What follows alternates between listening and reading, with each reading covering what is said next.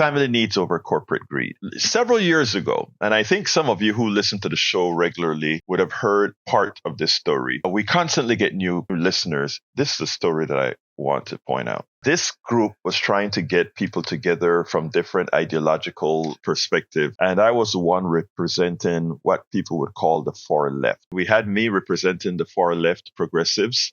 You had a Democrat.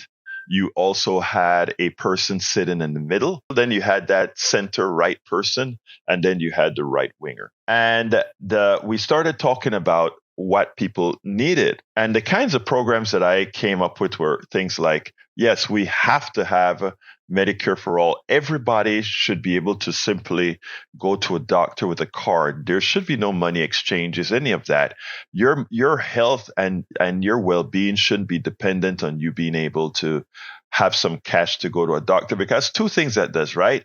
It means that it holds you back from going to see a doctor, when a lot of times if you went to a doctor a bit earlier, things would be better. And likewise, your health shouldn't depend on whether you're rich or poor, work for minimum wage or otherwise. That's one of the things that I said. I also said that we needed to have childcare. Childcare meaning that, everybody, our society always talks about loving family values and wanting to have people work, if you want to be a productive citizen. But there are many people who want to work, but we also want people to have kids. And if they can't afford to put their kids in daycare or put their kids somewhere secure while they're working, and they don't have a place where they don't have to worry about their kids while they're working, one, efficiency goes down because they're worried about the kids, or two, they don't go to work at all because they don't have any support for their kids. So that is one thing.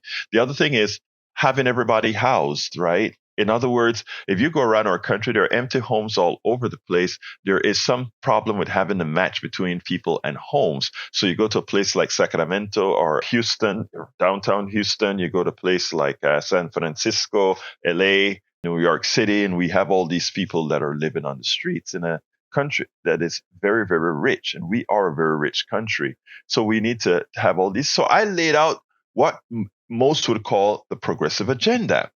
And, the Democrat agreed with me, but said, well, but we have to make sure that, they sounded pretty much like any standard neoliberal Democrat sounded today, the person in the middle as well.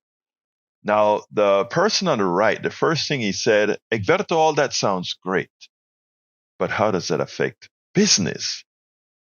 And when he said that, I kind of paused for a while, and I said, aren't you a Republican that believes in family values and the support for the family and all these other issues? Yes.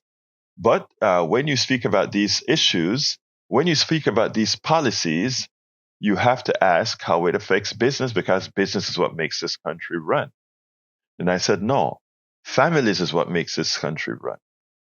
If you have good families, business would follow.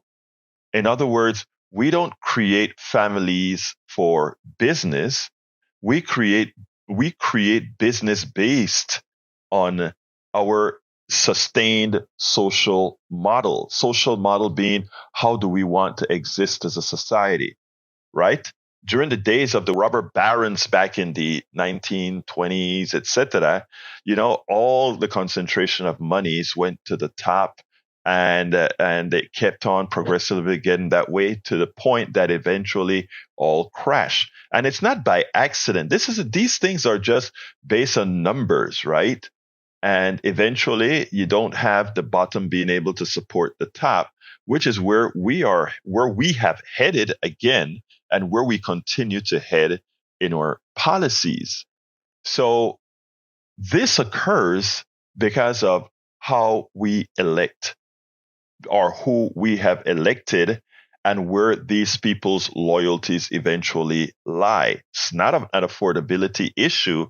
It's an issue about priority. So when I read this article that says families needs over corporate greed, that just opened up that panel that I sat on again, where here we constantly have this fight of yearning for our politicians to pass policies that look at families first and make sure that our business model fits around families, from the amount of time that we have to work per hour, to the amount of leaves that we get, to the support we have for children, to the medical policies that we pass to make sure that everybody have health care. We spend a lot of time deconstructing the news, trying to parse it into a form that everybody can understand. We try to find those little nitpicks where it flies above the fray, etc.